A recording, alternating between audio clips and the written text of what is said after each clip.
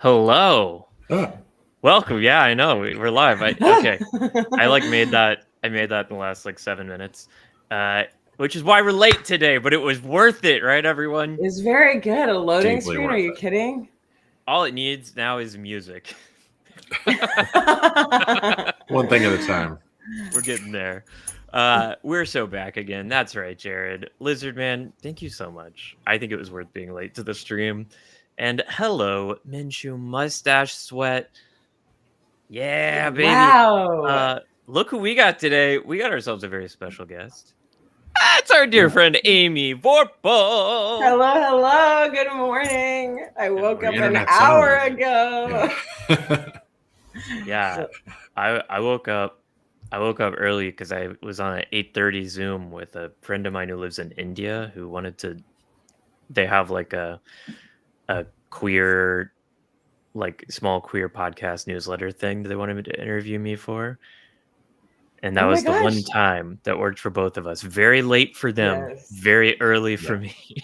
Yes. I normally wake up early. I just had a late night last night, which was fun. But yeah, I woke up at 9. Jared's mostly going to be on Twitch again, YouTube chatter. So if you want to hang out with Jared, go to Twitch. Be in both. You should be in both. That doubles our viewership numbers. Ooh, y'all have it. I didn't know y'all had a Twitch thing. I only knew you had a YouTube. We do have a Twitch channel. thing. Dang. Yeah, I mean, it's the same thing. It's just like you might as well stream to both, right? Yeah. Well done. The only reason not to is if you're seeking partnership, there is a embargo period between Twitch and YouTube. Well, here's the thing. We are already Twitch partners because this Twitch channel is my Old Maidens of the Spear channel. There you go. Now, what I don't know how to do is turn off my old account name thing on it. So if anyone knows how to do that, again, welcome back to our favorite time of the stream, Twitch tech support. We do it every week. Just accepting any suggestions. It's a different kind of improv show where you ask for suggestions. You just want real, actual suggestions. Oh, wait. Amy, I wish you were on a green screen that was like you walking through like a florist store. I know. Wouldn't that be amazing? Y'all, welcome to Amy's getting her steps in for the day. She's going to be at her computer most of the day. Oh my God, guys, I figured it out. Okay. Yeah. Thank you for buying me time. It really inspired is me to get my standing desk lifted up. So I actually have some. Yeah. Oh, okay. Well, you're welcome. Freedom. Yeah. Hell yeah. Yeah, I'm gonna stay seated. You can't social peer pressure me into exercising. And I never would. Thank you for respecting. We should at the top let everybody know. We will not have Ross or Mary Lou today. True. They have. Sometimes one person is enough for both. Sometimes. You more than fill the space, don't you? Oh my God! Hey, it's Greggles. Thank you so much for subscribing with your Prime. Look, if you're gonna have Amazon Prime, you might as well send some of that money to us, because I don't know. I can't justify it for you morally, but we want the money. Good one. Listen, I want everybody to get all the money, and I will say, Greggles has a killer new band. He has recently sent his cassettes over for Ross and myself. Greg, drop a link in the chat. You guys rip.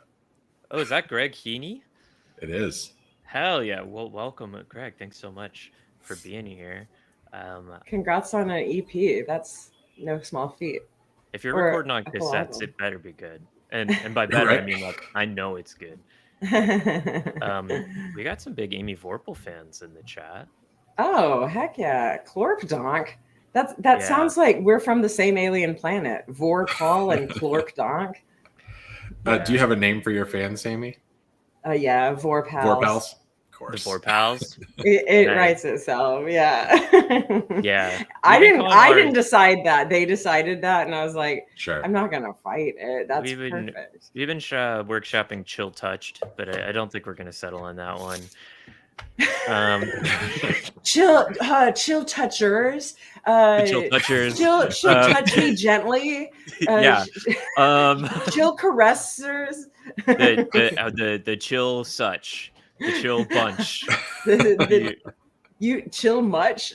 Chill much? Chill much? Yeah, chill much? Good touchers? Good touchers. It's all bad. It's not Mary going Lou to be. did do one episode and decide she was too big for our little shindig. It's a little too early in the morning for Mary Lou, really. We knew from the beginning, Mary Lou regularly records episodes of her Glass Cannon podcast on Thursdays, so we knew that putting it on this day would mean we were going to lose her for a lot of days. But that's okay. Because Blood of the Wild on the Glass Cannon Network. It's behind the Patreon wall, but well worth it. Check it out, everybody. Yeah, I mean, I think the chill touched, but in like not in like a sex way, guys. In like the old timey way of like it implying that you're not all there. Chili like touched. That. Yeah. The chili touched? What is that? How does that help it? It's just a little bit colder. It's just, so it inspires wearing layers. Yeah. I've got my kitty cats running around behind me. It is adorable. Yeah. This is actually their room that they let me use as an office on occasion. They're going nuts. So, guys, welcome to Chill Touch. This is to remind everyone again of what we are actually. Chill Touch is an improv team that does TTRPG and general nerd culture inspired improv shows where we use the dice to force us to do different things in scenes and to pick our suggestions. And also we have a weekly live stream where we can just kind of talk about whatever's on our minds. And it's one of the same. Thus far monthly live show at UCB Franklin. We do have a thus far monthly live show at UCB in Franklin in Los Angeles, but you can also watch us live. So if you're ever like, wow, I thought Chill Touch was an improv thing. I'd like to watch actual improv comedy inspired by TTRPGs and nerd culture, please.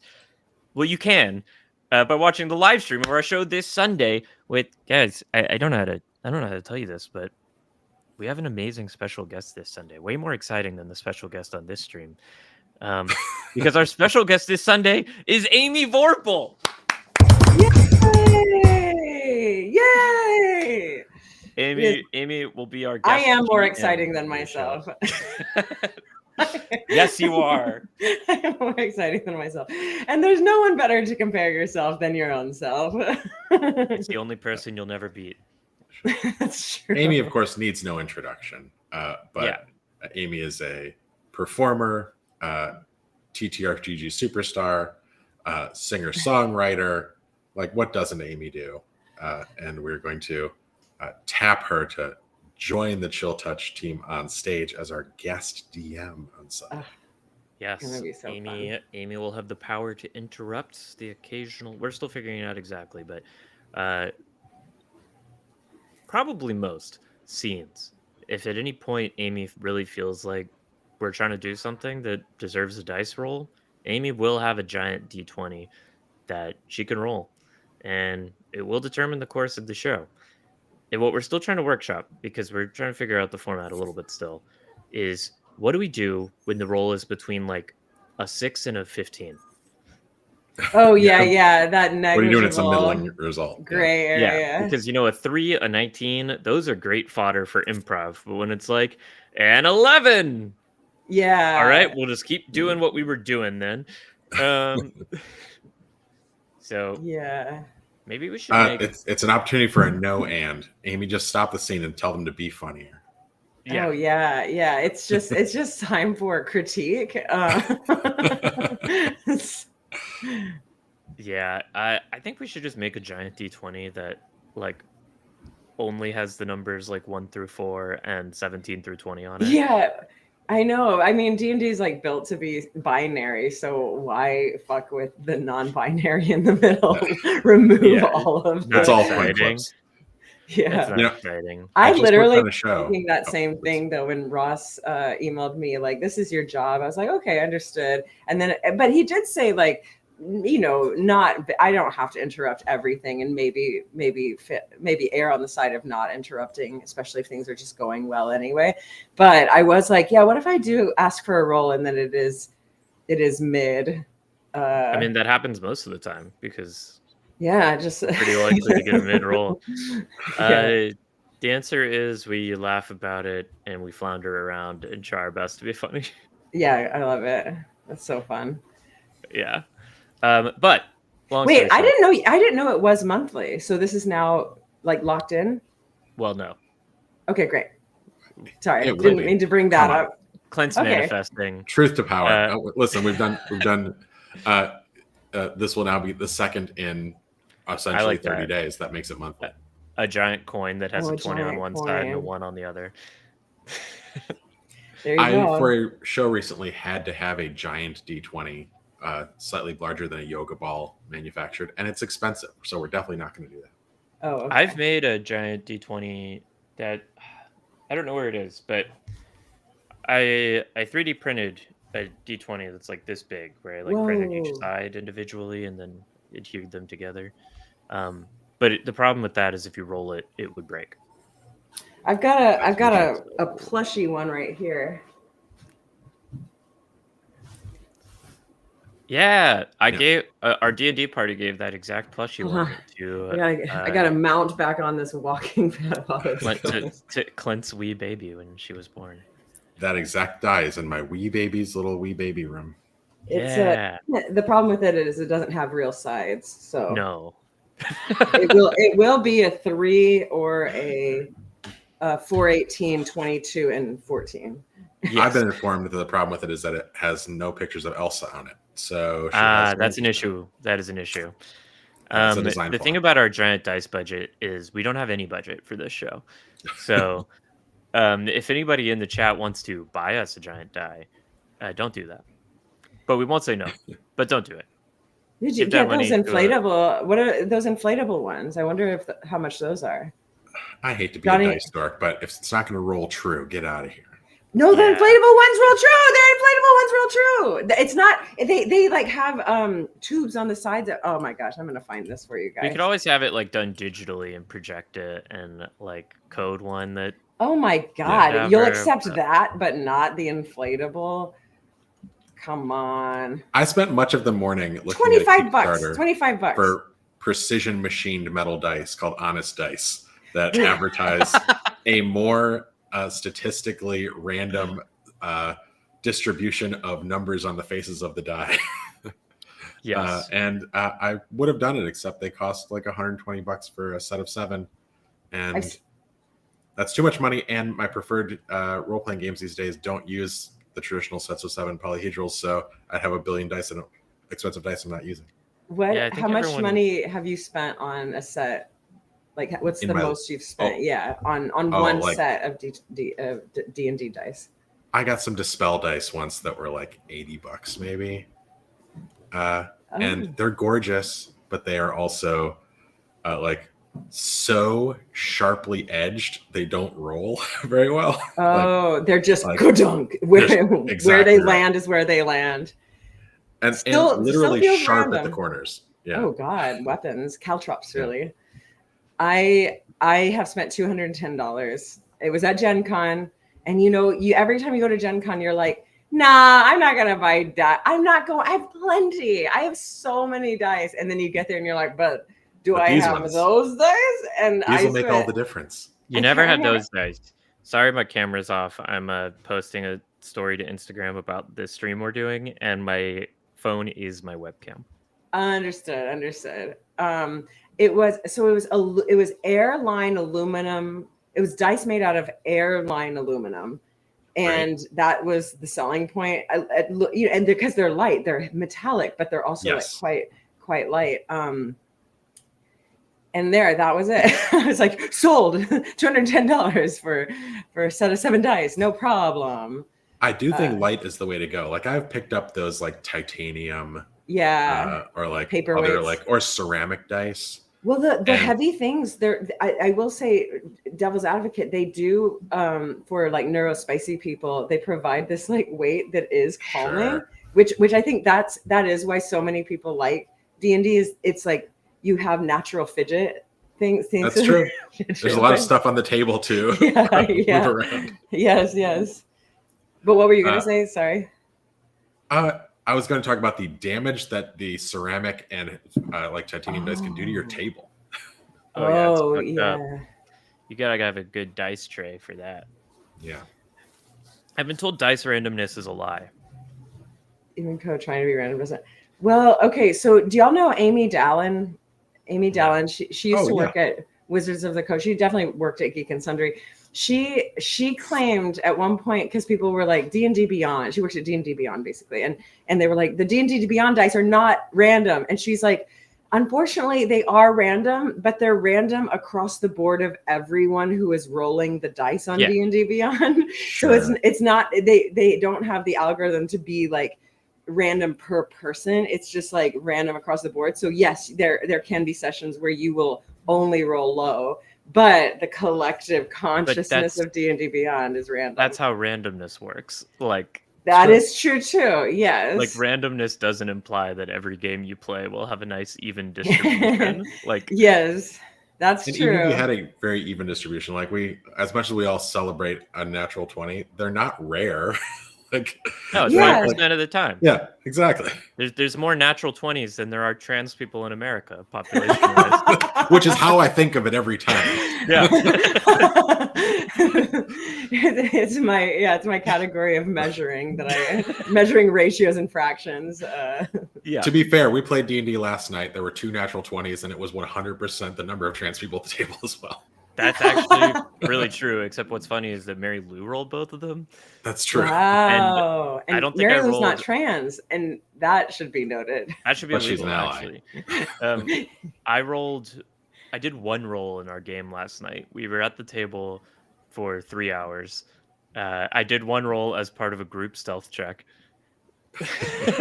Oh, that's it? There were no other. It. Okay. It was we were supposed to have a heist, so which means we lost 3 hours to planning. Yes. That's a planning awesome. session. Okay, Amy, let me run a hypothetical plan past you. Okay. Let's say you got to get into, say, a highly secure vault of a fantasy bank. Let's just call him Stadtholder Van Ren, is holding a sort of eldritch eye of scrying. And he's trying to get into this bank vault to attune to it so that he can spy on the people of, let's call the town Calderdam. And Great someone, improv, Sarah. Yeah, thank you. And someone in your party pitches this plan. I'm going to wild shape into a flea. Yes. And I'm going to ride on his jacket into the vault with him. Right? Yes, you're in, yes. Right? You're in. That's great. Yeah, that's unfortunately, yeah. You're not asking questions like, "What do you do afterwards? Are you even allowed to wild shape into a flea?" Fleas I have gross. been that druid. and yeah, unfortunately, I think you're like, yeah, as a DM, you're building this playground, and it's like, why would you even? A druid wild shaping into a flea. I think that's a 5-minute, plot point of a session. You're just like, shit, yeah, okay, yeah, I guess we'll talk through the description. That's kind of cool, and then we're moving on to the next thing because you just do it. Because you drew it as a druid, you take your shit with you too. So it's like, all right. Oh, okay. Well, let me elaborate on the plan then. Okay. What if, as part of this plan, the wizard in your party were asked to do a rope trick so that the rest of the party could hop into a portal dimension, pocket dimension, and then the druid takes possession of the rope before wild shaping into the flea. God. And then once you're in the vault with Stadtholder Van Ren, you unwild shape, the wizard undoes the rope trick, and boom, you're all in the vault. It's perfect. I literally had something similar happen with Chris Perkins as my dungeon master at a con, and I was like, he was like not gonna let it happen. It was a laptop that had beings inside of it, whatever. It was a con game, but I was like, no, wild shape, and I was like pointing to the rules at him, and he was like, Yeah, I guess. Okay, fine. Anyway, everyone roll initiative. There's a purple worm. You know, it was just one of those Sure. like. Yes. He was Thank like, you, okay, if I Amy. can't win, This has then been the segment. Sarah pitches the plan that her party vetoed so that They she could feel better vetoed about it. Hey. As the wizard, as the wizard in question, we realized, despite the fact that we had done it wrong previously, rope trick is actually not mobile. Once one does a rope trick, that portal is now static in space. You cannot carry it from place to place. Understood.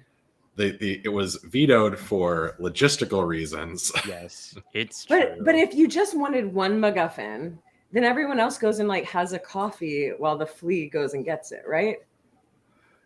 I'll tell you the real problem here is my lawful evil wizard has no real problem with the person we're robbing. He seems to have turned this town into a well-oiled machine. I'm hanging out with the party who I'm listening to them have arguments with one another about why it may or may not be okay to kill guards or bank employees as I silently list the number of people who they've killed over the course of the last 3 years. I'm really glad that this game is not like a streamed game because it's important to have a game you're just playing with your friends and a not secret. performing. God, 100%.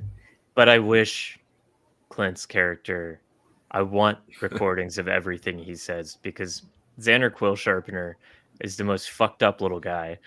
He likes rules and he doesn't like other small races. No, this dude generally is quite rational. What's the species? He's a gnome. Oh, but he tries to just like an evil little guy. He's almost evil exclusively is quite the choice. Rational. Like he's the epitome of the banality of evil, except when it comes to halflings, who he'll straight up just try to murder. Are y'all playing 2024 rules? No. You know, we had a long break in the game, and 2024 rules came out in that break. We have discussed doing a shift, although I'm actually playing a subclass that does not exist in 2024 rules. So I'm loath to do the switch. Yeah, I'm okay with doing the switch because this was one of the first D&D characters that I really made for like a long-term campaign. I'd mostly done like a lot of one-shots and like short games. And there's a lot of things that I wish I had done very differently about the characterization of my character that I feel are locked in. And what level are you? Oh, we're level 5. But here's the hard part about that. We've been playing this game for years. This is year 5. We started at level 3.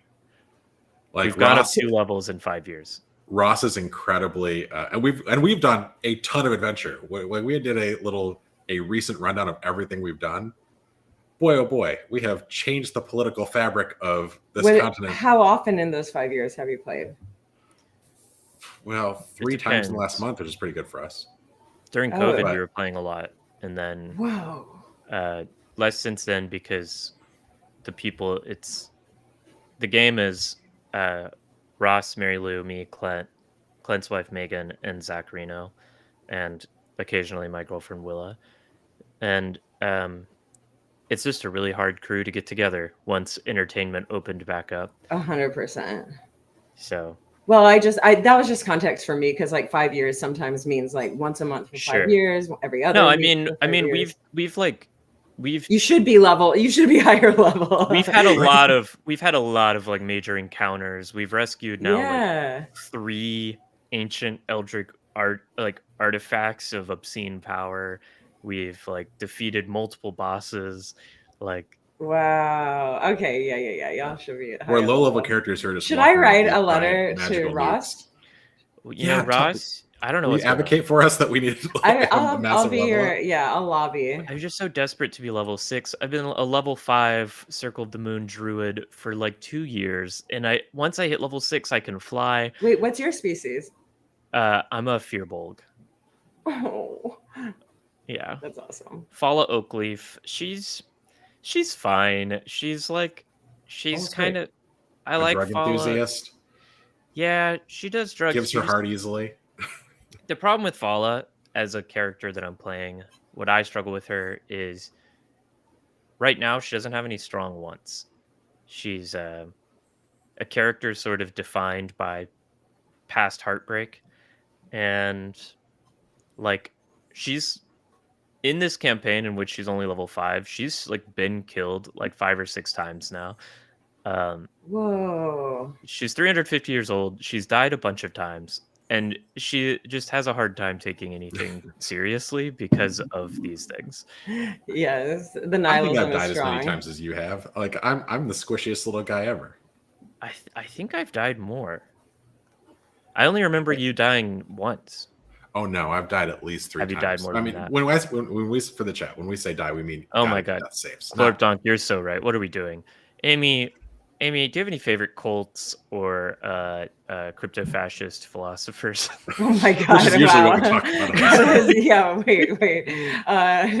No, I'm the wrong person to go to for this. Yeah, Heaven's Vault I got into for a little while. The one guy stringy hair. What's the Nexium? I followed. I watched both of those shows about that. Interesting. I also decided that should a cult come around and promise me a better life, it would take very little for me to not join it. Like it would take very little for me to just join it. It would be like, oh yeah, and there are things I can do. I can change my mind about, things. Like I'm so. Even if you knew it was a cult. No, but that's not how they don't say we're a cult. They don't say and right. You're saying you're susceptible to. I'm susceptible to the messaging that begets a cult member. And do you think you could start one? Me? No, I don't think I run anxious, and I don't have that that tick in your brain where you're like, fuck it, Well, if you ask Texas lawmakers, there is. I don't know if y'all have encountered the proposed anti-furry law being put up in the Texas legislature right now. It would make it illegal for people to engage in non-human behavior at school.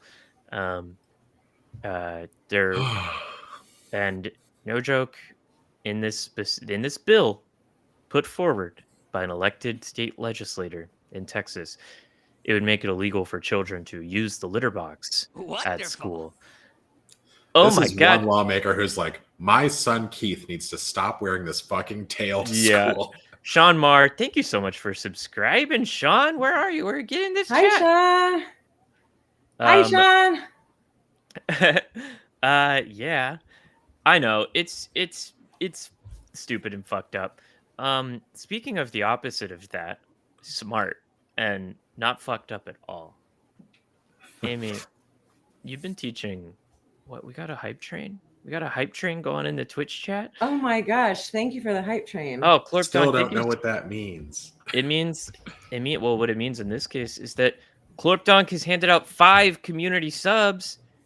There's only 6 people in the Twitch, baby. So if y'all want a free Twitch sub, I think maybe you could still hop in that. I don't know how it works.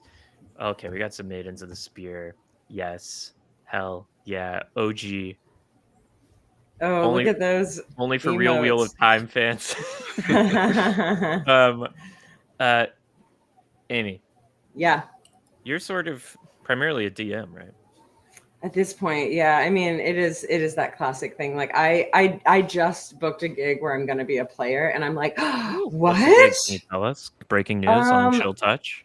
Maybe not, but not a. I mean, it's not. I don't think y'all would know it, but it's like a little side. I don't know. I don't want to say it's indie. It feels very professional. But anyway, it's not Dropout. Okay, which I think. It's an actual play, though. It sounds like it's an actual play, and I get to be a player for 8 episodes, which I'm just like, oh my god, like that feel. It just like the amount of luxury I feel is extensive. But also, I will say it'll be interesting to be in a player seat after having been a DM, because what I like about DMing is you kind of black out for 3 to 4 hours, and you just go and you're in and you're plugged in the whole time. And as a player, you're in and out, like you just are. There's no disengaging as the DM. Yeah, exactly. And so there's it's challenging. I'm exhausted the next day. It feels like hosting a huge party, but I've also never I like my brain in that space too. So So yeah, I'm mostly a DM is the answer. And I saw someone ask earlier, I do have a home game that I'm running, and we do not stream and we do not record, and I'm running Strahd, but because I just decided like I should, and not because I necessarily wanted to, and I don't really enjoy pre-written adventures for too long. Like I like an act 1 pre-written adventure and then let's go to do whatever. But hey, Pantaloni, thank you so much for subscribing on Twitch. Thank you, Pantaloni. Pantaloni's a great name. I decided I should have run Strahd. You know, like at some point I need to be able to say I have run Strahd, and so best time to plant a tree is right now. Sean, I've been DMing or CKing a game of Castles and Crusades that Sean is in. Oh, cool. Sean, is it good? Sean, is it fun? Sean, am I a good CK? Yeah, it's fun. I love world building stuff. And I love also doing a lot of silly voices. So, hello, Sean. Thank you so much. Yeah, this is why I need Sean to come chat in our stream.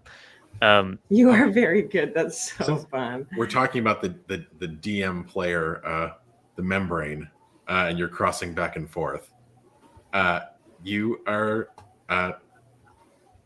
running DM classes. Do you think being a player is going to speak much to your DMing? I think being a player will speak to my DMing? Is that the question? That was vague. No. Let's talk about you're offering DM classes is fascinating on its face. We'll start there. Yeah. Okay. What are you trying to communicate to your class? Yeah, this was an experiment I did last summer. I did it for 12 weeks, 3 weeks out of the month, and then the rest of the month I would take to like pivot and like rewrite like curriculum and just stuff like that.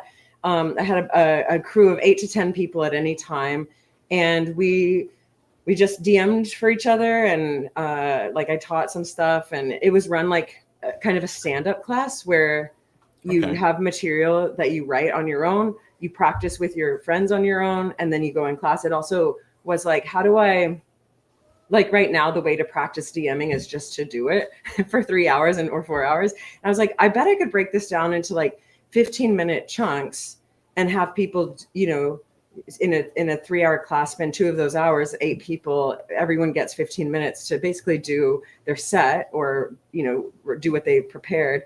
And it was really successful. Everyone got a lot out of it. The feedback was great. It was like, there were people who came in who was like, hey, I'm really bad at improv. I'm going to stink up the class when it's time for that. Or I don't identify as a DM. And then the entire class began their own actual play afterwards. And the person who thought they were bad at improv chose to be the dungeon master.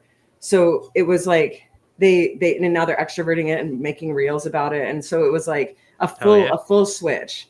And so I was like, I think this counts as a success. So I'm doing it again. And there's I'm also curious, what is it like? What does that look like in your head when you say a 15-minute set? It's like you playground build. Normally, like it's hard to playground build for 15 minutes, but you build a playground and you have an idea either of just like the set pieces, or you have an idea of what will happen. So you're either thinking like a game designer, or you're thinking like a screenwriter, or a mix of both.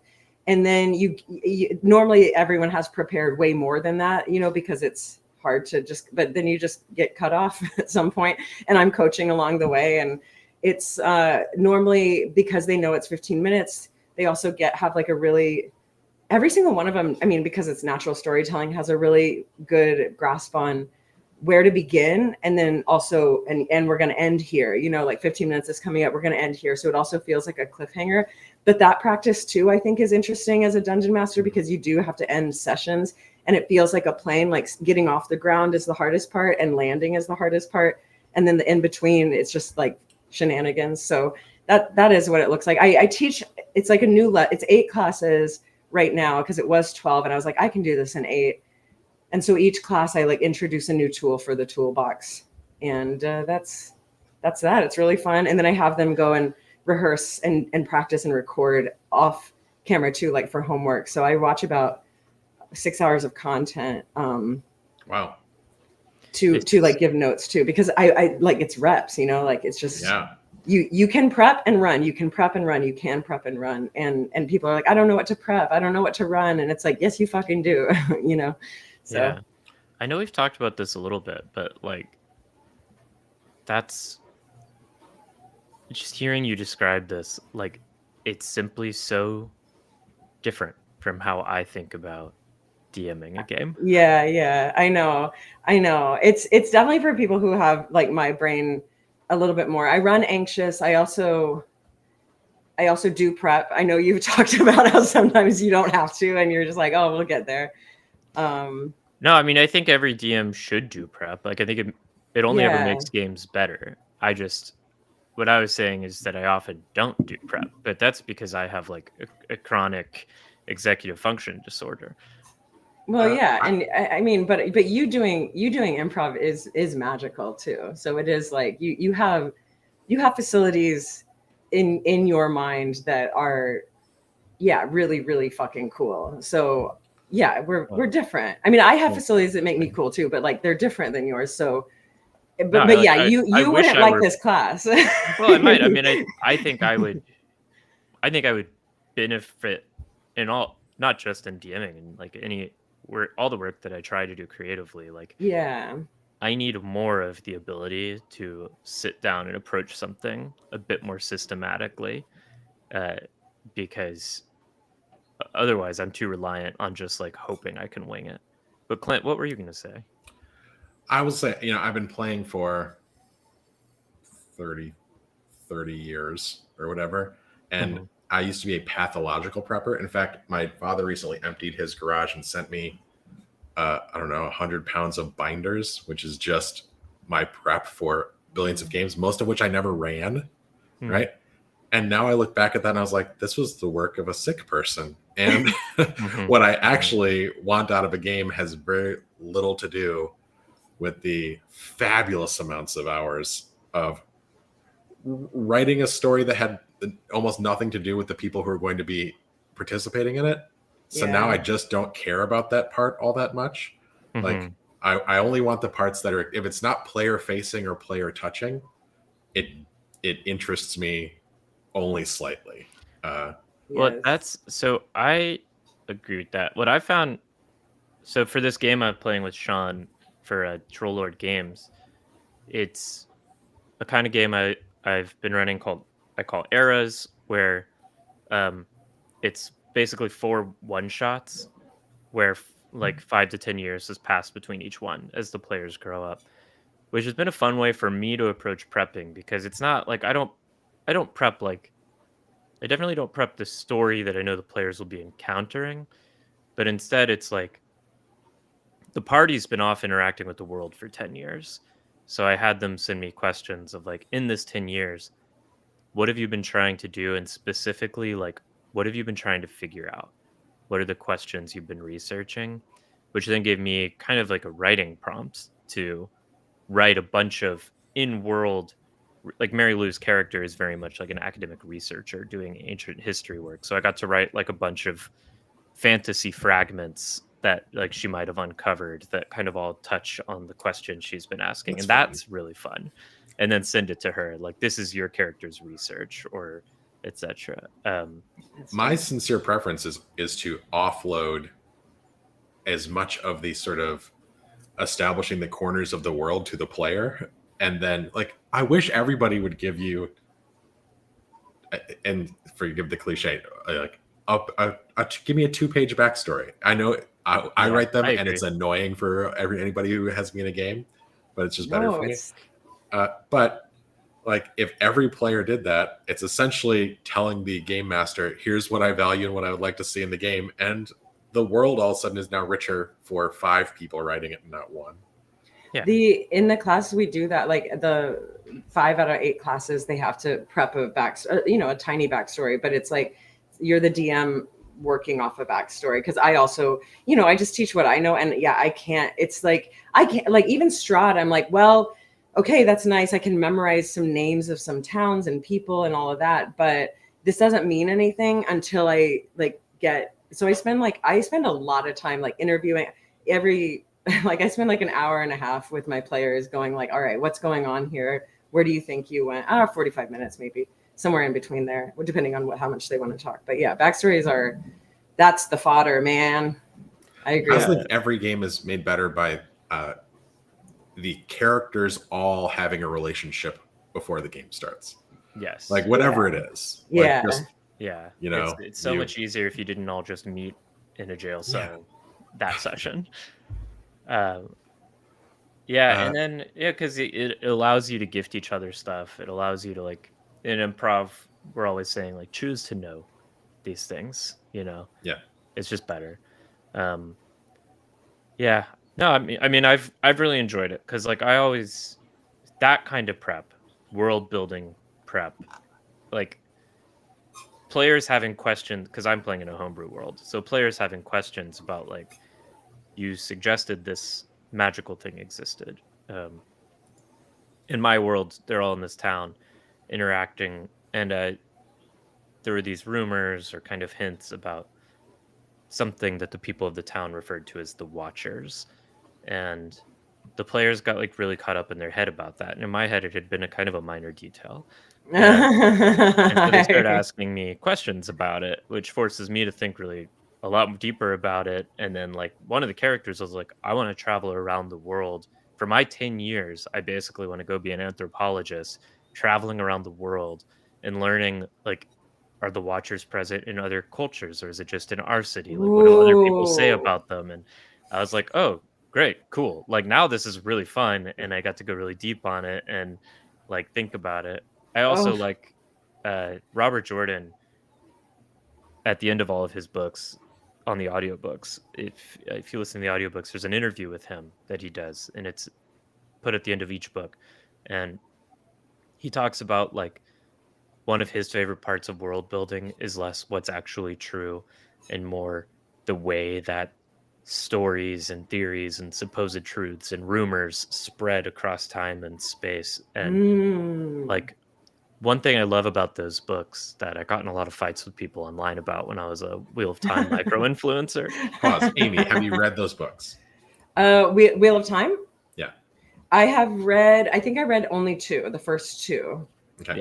It wasn't because they weren't for me. I don't know. It was like college, and I was off doing other stuff. And they're long. Same commitment. I was just curious before. No, and I have only seen season 1 of the Amazon Prime show, and it's excellent. And well, it actually gets to the TV show. Like, I really didn't enjoy the TV show, and I think part of it is because what's amazing about what I love about the books is every chapter is specifically from the perspective of a character.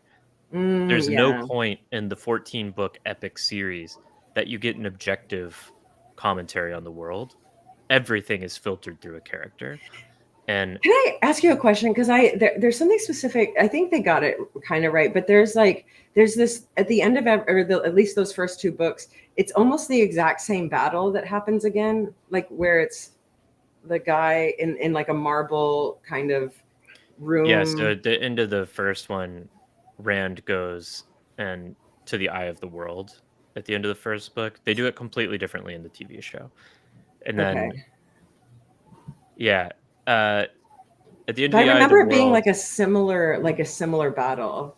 Yeah, he fights, like, I think he fights either Balthamel or Ashamel, I can't remember right now, at the Eye of the World, and then ends up, like, accidentally teleporting himself into the middle of the battle between the Borderlanders and the Trollocs at Tarwin's Gap. And becomes like a godlike presence on the battlefield, whereas in the second one he's fighting Ishamael, like, spiritually in the sky above Falm. So they're very similar vibes. But long story short, like, I love that at no point in the series is anything ever established as, like, true. It's only ever true to this character or another, especially when it comes to describing how magic works, how, like, the cosmology works. And that's cool. I've really loved approaching my homebrew world that way, where it's like, I don't actually know. I think I know what's true, but I'm more interested in, like, what different people think is true in the world. Oh, that's giving me FOMO. I'm jealous of Sean Marr right now. I am incredibly interested in the idea in which there is a back and forth in the storytelling where you say the Watchers did not mean much to you. The second the players are interested, and the second one of them says, I'm going to spend years traveling the world looking into Stars Watchers, yeah, it is incumbent on you to make them a thing. right. That which is so much player agency, right? Yeah. So cool. Like, I literally think of a scene from like our game 2 weeks ago where Mary Lou's like just decides in the scene, this is my dad. Yeah. And you have to see Ross go, is this your dad? Like, right. Because Yeah. Mary Lou's so committed. Maybe we're going to change everything. And this is dad now. We don't know. And not only does her character decide that, like, her character, for reference, everyone, is a very sweet, stupid tabaxi fighter, orphan. Named Fatimus Boyardee. And anytime he meets another tabaxi, he's like hoping it's his dad. But she made this kind of like joke, but the fundamental nature of Fatimus Boyardee is absolute sincerity. So it's a joke to Mary Lou, but sincere to the character. And then she rolls a crit. She rolls a nat 20 on like an insight check on this guy. And Ross basically kind of decided in that moment, we think, like, yeah, why not? This guy's his dad.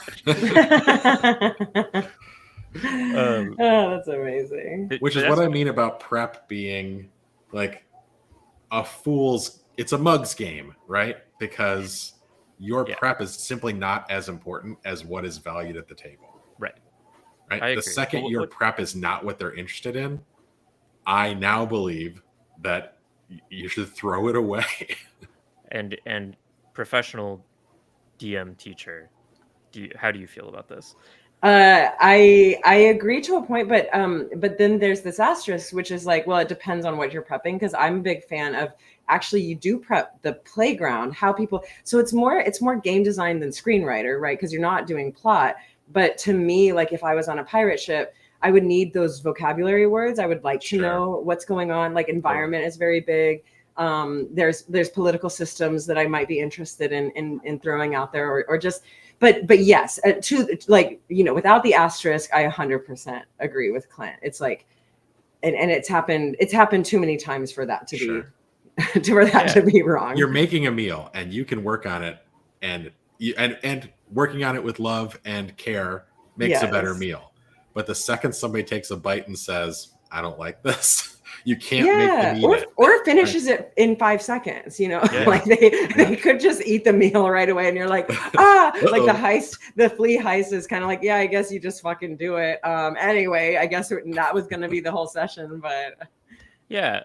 I mean, I think it's two different kinds of prepping y'all are talking about. Like Amy, you're talking about your familiarity with the sandbox that your players are in. Yes. And Clint, sounds like you're more talking about like having in advance a sense of like what the game will look like. Which I don't think that's a bad way to prep too. Like to me, even having that framework of how the story might go it's very comfy for me, with the knowledge that it might not go that way. Like because then then it's like, okay, there's a structure. It may not happen. It probably won't, but I won't come in with like this anxiety of there's something certain to it. And then if things happen, I still have like, well, the bad guy was going to do this, or I was going to have this happen. I guess they're not there anymore, but maybe that does still happen in the background. Okay, cool. Now we've got something like there's layers of stuff. So I don't know. I think to me, it's like, what is the relationship? And I've written, I don't know if y'all know, but I already wrote the show for Sunday. I already wrote it. Oh, good. Perfect. You're going to send us all our lines. I'll send y'all the scripts. Yeah. That's going to be, okay, I'm going to be honest with you, Amy. Memorizing lines is so much harder for me than improvising. Okay, well, yeah, like I said, we can throw it out, advance. but it'll be nice for me to know what the improv show is going to be. Yeah. I think there's an interesting, like, related question of also what does the player owe the DM? And, like, I've been in games where, like, I've received criticism for, like, not respecting the DM's plan enough, for, like, wanting to just follow my character and, like, play as complete sandbox, whereas other players are like, well, clearly the GM had this plan, we should have let them do it. That's super interesting. And I think you can I'm kind of torn. shit on a game master's plan, but you should not make like the game portion of it for me as a player is to not make a player decision that completely cold waters the rest of the table. Totally. Right? Like, yeah, you know for a fact that in our D&D game, Xander hates all of you. Right, of But course. he will never leave. No, he's not going to leave.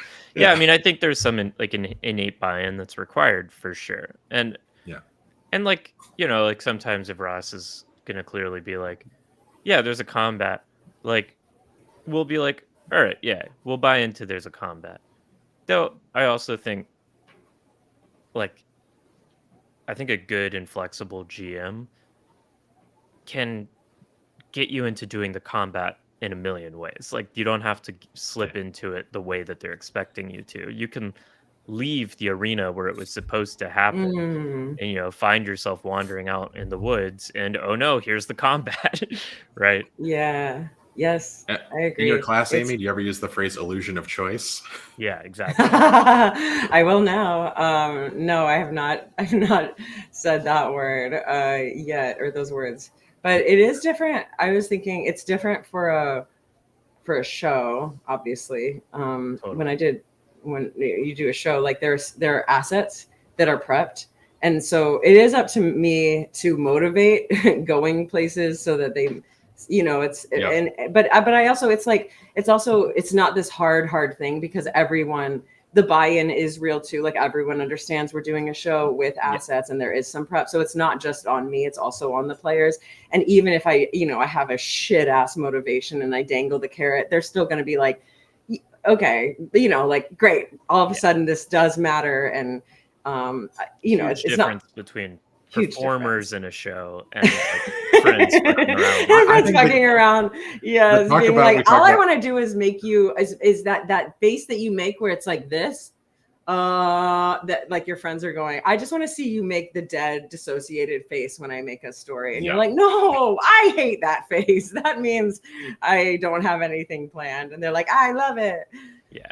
I think the party buy-in is definitely like the buy-in that you have to be willing to force the most.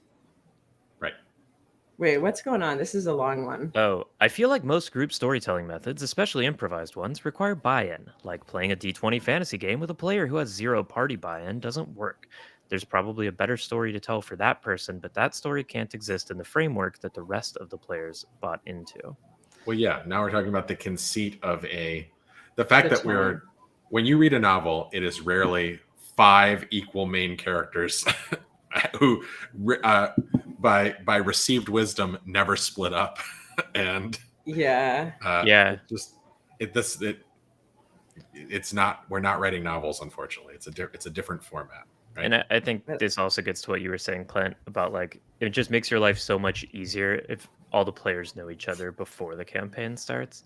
Oh yeah. Because I think part of the reason I was getting that criticism in that campaign was because my character, who had been very explicitly designed in coordination with the GM as sort of like a unlikable loner, like I think I and my party had different understandings going in of like what's a reasonable amount of time to role play the buy-in, given that campaign started with us not knowing each other and being like shoved into being a party.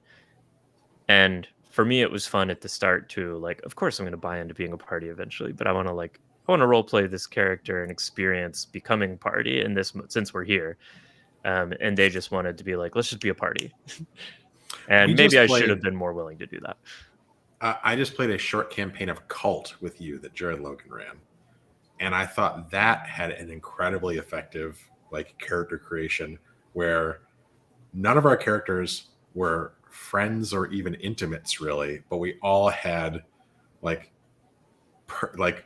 world connections to each other enough that we had to be tied together, right?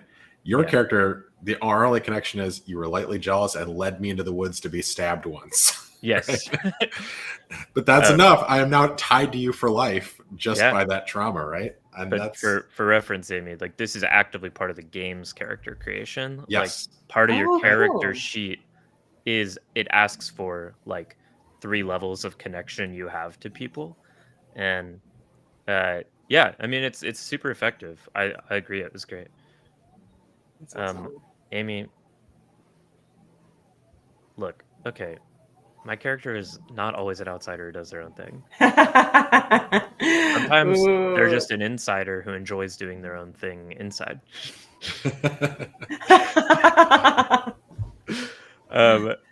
Yeah, I mean, do y'all talk about like party management as part of your classes, Amy, or is it like that's or problem players? We yeah, no. So I guess the social part of it, the big heavy lifting, that's a no. But I do have a viewpoint on. I mean, we do have like ask me anythings or just hangs, like Zoom hangs as part of the class that are separate from the class, and I think a lot of people would like to have insight on party management and all that stuff.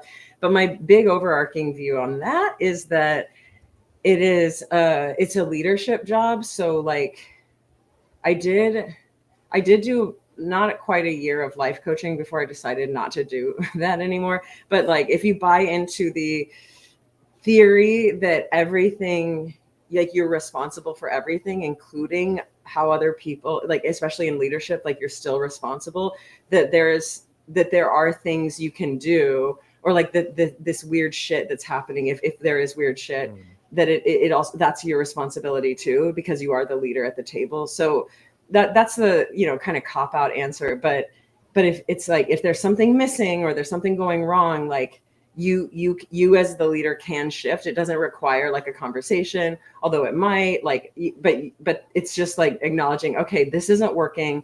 There's something I'm doing that could shift this. But that's the bare bones answer is, and also like I these questions are tough because for the last decade I haven't had, like I've been so lucky to play with literal improvisers, performers who want the same things out of the games that I do. There was one man who came to me and he was like, he almost didn't sign up because I was like, I can't. He was like, I have party members who only want combat, crunchy shit. Like they just want to they want number go uppy, more and more loot, that kind of stuff. And then I have my play other Diablo. friends.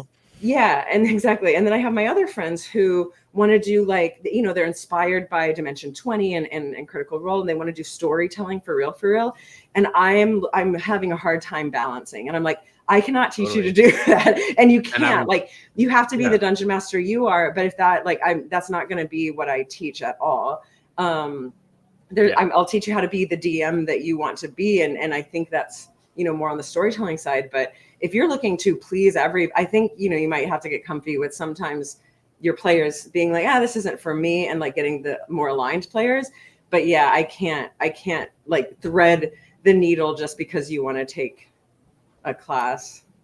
It's true. It's hard. But knowing the DM you are is actually like only know thyself, as you say. Yeah. But you need to communicate to the players like, this is what this game is going to do. And give people a chance to bow out. Like there is a like pretty core member of like my LA gaming circle who we know the games that he wants to play and we know the games he doesn't. And he's been pretty like vocal, like, I don't like Cthulhu. We're like, great, we simply won't invite you to the Cthulhu games, and you're helping us by telling us, and we're doing you a favor and not making you suffer through a Cthulhu game. Right. Yeah. And it's okay at the beginning to not know. Like, it's okay to go like, I don't know what DM I am, and I don't know what games I like or whatever. But yeah, at some point, if it's not, I don't know, you can quit, It's I think this is just true with like anything. I always bring everything back to improv because it's how I spend most of my time. But yeah, like there are going to be occasions where like you're putting together a specific improv team to do one kind of show where friends you love who you think are great and fun to do improv with aren't going to enjoy that show, and then you might put a different kind of show together with them, where it's just like how people work. Like when you're putting together an improv team, I presume you do not have to be friends with everybody in the team. Definitely not, right? Because they're bringing it's a skill set and a performance, an outward facing performance. Yeah, I am a firm believer that at a home table, like if you're not friends with the people at the table, it is almost certainly going to shit the bed. Like I think that's true. Like it's a friends first scenario, right? And if you spend any time on r/RPG, it is just a 20 people a day saying, what do I do about this player in my game? Man, it's just like, well, why are you friends with them, man? Those guys suck. Yeah, yeah. And I think improv, like when I'm putting together if I'm putting together an improv team, it's like almost always going to be my friends that I go to first, though. Like, might not be every friend for every show, but like I prefer playing with my friends for similar reasons. I think just being friends with the people at the table grants a heightened level of like generosity with each other, assuming the best, knowing if there is a drama that comes up. And that was part of the thing, like this table I'm remembering where I think labeled a problem player, was one where I was playing with people I didn't know, and we just had different styles of play. And if I'd been playing with good friends, I think it would have been a situation where people would have been like, either, hey, I'm assuming you're not doing this to be a problem player, but this is incompatible with the kind of play I want to do in this game. Can we talk about it? Rather than like, you're being an asshole. And so friends, you're going to be more able to talk about stuff, and you're going to more assume the best of each other, which is important in all human interactions, but also at a social thing like D&D. Obviously, yes, you can bomb an improv. Bad improv is one of the most painful things you'll ever watch. There's a question in the chat about how to make friends, which is really hard. Oh, fuck. Easier now than ever today. I mean, for sure. Find a Discord. My answer to this is, make the friends first, and then fold TTRPG into it as necessary. And also, you need fewer people than you think. Like, you need 2 friends. You don't need more than that, right? That's enough to play. Yeah. Well, also the way I like as an adult, it is difficult. There's no there's no guidebook like dating in adulthood. There's like books written about it. Do you know what I mean? And blogs, but like literally a step-by-step how to make friends is like, I don't know, how often are you leaving your house? And you're like, what? That's the advice. But yeah, it's hard. How many times have you as an adult turned to somebody and said, we should be friends, and then never spoken to them again? You know how I make friends? I pop into people's DMs and I say, do you want to go get coffee? And then and then I say like, hey, I'm so sorry if this is weird. I don't know a better way to do this, because it's true. And my advice is take classes and things that interest you and that push your limit a little bit. Like all my friends in LA that I've made as an adult, I've made as a direct result or byproduct of starting to take improv classes when I first moved here. Because I started improv classes literally because I was like, I'm lonely and I need friends. And this sounds fun. I mean, same at this point. Even like I've got so many circles of friends, but yeah, last year I was like, I don't have a place to go. So, all right, I've taken improv classes before. I'll jump back into those things. So yeah, I guess that's the same advice: is take literally an improv class. Yeah, leaving the house is a good start. Like when I moved to LA, knowing literally no one.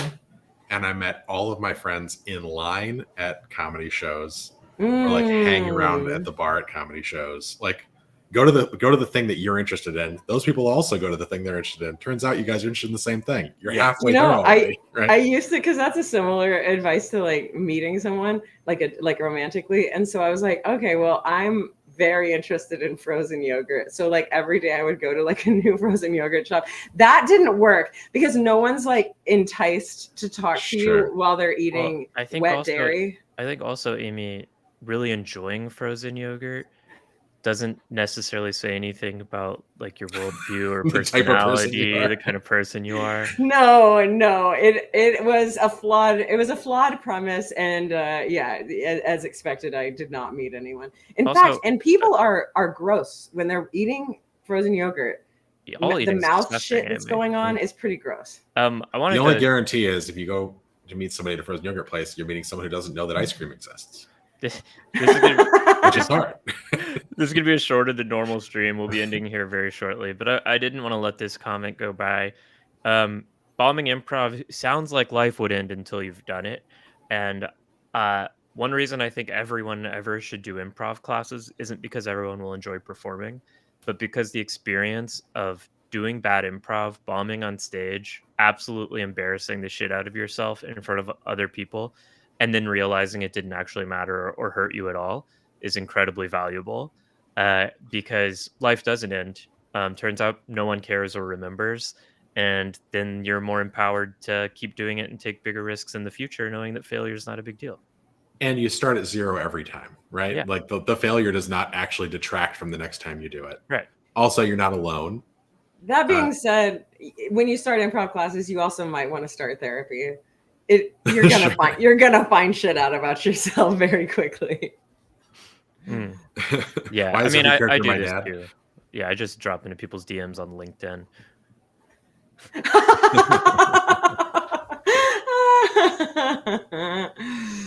Oh my gosh. Yeah, sorry, what were you saying, Clint? Oh, I don't know. I worry that we have not fully mined the great stores of life experience that Amy VORPAHL has to offer. We only have a few minutes left. Let's talk about Goblin Mode. You've been doing a new actual play on Geek and Sundry for a few months. Thank you. I think but I'm gonna say yes. I think this has been an awesome discussion, and that's what I signed up for. I was just hanging out with friends, and like, how often do DMs get to like compare notes? You know, sure. Like you just have DMs and players, and then the DMs are like off in the ether going to their partner maybe, or their mom in my case, going, do you think this is a good idea? So this has been lovely. I think having one of those is great. Me and Jared Logan do this constantly, but it's never recorded. Yes, it doesn't have to be a solo experience. Goblin Mode was really fun. We shot 20 episodes. We shot them all in like 7 weeks in April and May last year. And then the finale actually on podcasts and also on Geek and Sundry's YouTube channel for video are all out now, all 20 episodes, including, and then like another 20 talkback episodes. It's something I think it's one of the things I'm most proud of, if not the thing I'm most proud of out of all the things I've done.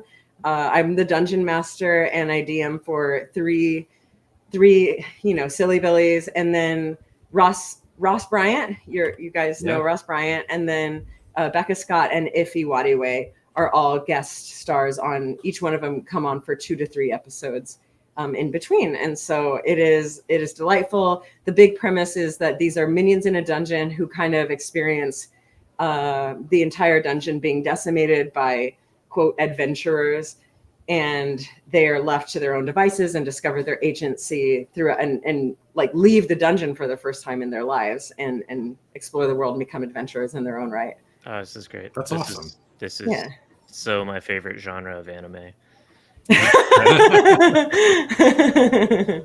That's great. Yeah, I mean, Clint and I blabbed our mouths too much, so we don't even. I feel like we don't even know like a 20th of the DM wisdom you could have shared with us in this hour. I think you do. I don't think it's any. I think we're all on the same page here, and I think a lot of DMs are too. But that is why I teach the class, because it's like literally on calls when I was interviewing people to take the class. It would be so easy to slip into the philosophy, which in the same way, it's very easy to slip into world building, because guess what? There's no risk there. There's not risk. There's not another person. You don't have to play your world building. You don't have to play your lore. The second you have to play it, that's when it kind of gets scary. And so that's why it's like, okay, if you've never DM'd, you're being dropped in the deep end, plan something real quick and run it. Like you're going to find out that it's fine. Like you will be fine. So yeah, the class to me is very much like, we're not going to do philosophy in the class. We're going to just, do the verb.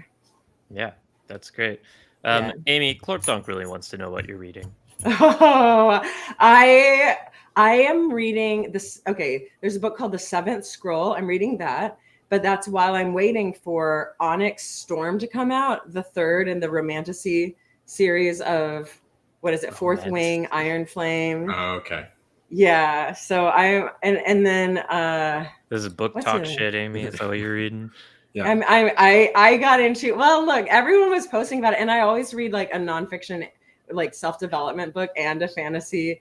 Yeah, usually it's fantasy, adventure, pulp, something novel. on the side. So I got my friend Rin the first book. Stadtholder von Rin? What? No, sorry. The bad guy who we're heisting in the D&D game. A reference that you're referencing a thing that only one person knows what you're talking about. Oh my god! Yes. I'll be in your home game soon. Invite me on Chill Touch, and now I'm pervasive. No, I got a book, the Fourth Wing, the first book for her birthday, and she was like, "I only like this gift if we do book club," and I was like, "Okay, fine, I'll also read it too." And now let's get horny at the exact same time. Exactly.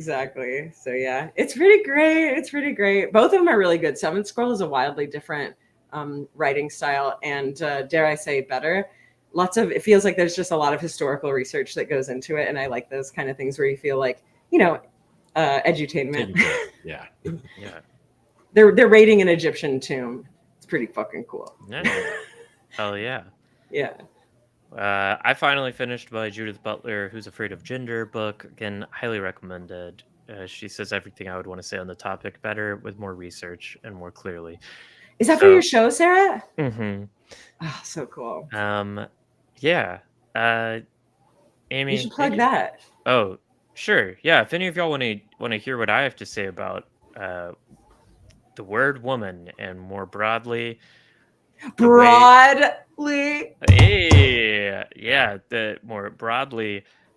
the way that the word woman has been used as part of a wider fascist anti-intellectual movement to destroy the idea of complexity and nuance and encourage a conspiracist return to reactionary simplicity and power hierarchies. You can watch my show, a comedy. A comedy. You can watch my show, What is a Woman? A One-Woman show, April 6th, 8 p.m. There's a live stream ticket available. I will be there. I will be there in the audience laughing my fucking ass off. Thank you. You can also watch Amy be the special guest at Chill Touch this Sunday at UCB, 7 p.m. PST. You can watch it live if you're in LA, or you can watch it live streamed if you're not. You can also join the Chill Touch Discord if you want friends. I'd say that's the only good way to make friends, probably. It's Discord, yeah. I'll post my Discord on my Instagram story today. You can do that too. Please. Got a lot of nerdy creatives in there. Clint, anything you want to plug before we dip? I'm NDA'd on everything I'm working on right now. But this guy. Yeah, right. I mean, look, we'll have Amy Vorpal on as often as Amy Vorpal wants to be on. We still have a lot more to learn from her and talk to her about. I'm still anytime you can't get Mary Lou and Ross at the same time, I'll be zip both of them at the same time. That's a power combo. Let's do it. That's crazy. I wish I could be Ross and Mary Lou. Yeah, actually, those are some shoes to fill, aren't they? What have I done? You can fill them. Stream of Blood? I mean, yeah, go watch Stream of Blood. I mean, yeah, they're all still up. There's a couple hundred episodes of actual play. I will let you know it was all very lightly prepped. Yeah. Thank you for joining us on the stream. Thank you, everyone. Amy, people can find you Geek and Sundry and... Yeah, at VORPAHL Sword, my last name with an H and then sword. But it also, if you read it as VORPAHL's Word, I do write. So I'm not mad about it. But it's actually VORPAHL Sword. So. And yes, I know it's also VORPAHL Blade in the fucking poem. I've been actually. It's spelled differently too. Who cares? It's both. Yeah, and it's spelled differently. So I understand. Thank you, Internet, for my ire. Also, that poem is nonsense. He was high on opium. Okay, well, thanks everyone for being here. Thank you for being for good stream. We'll see you. We might see you this Sunday at 7 p.m. or we might see you next Thursday at 10 a.m. PST. Thank y'all very much. And hey, stay chilled and stay touched. Bye.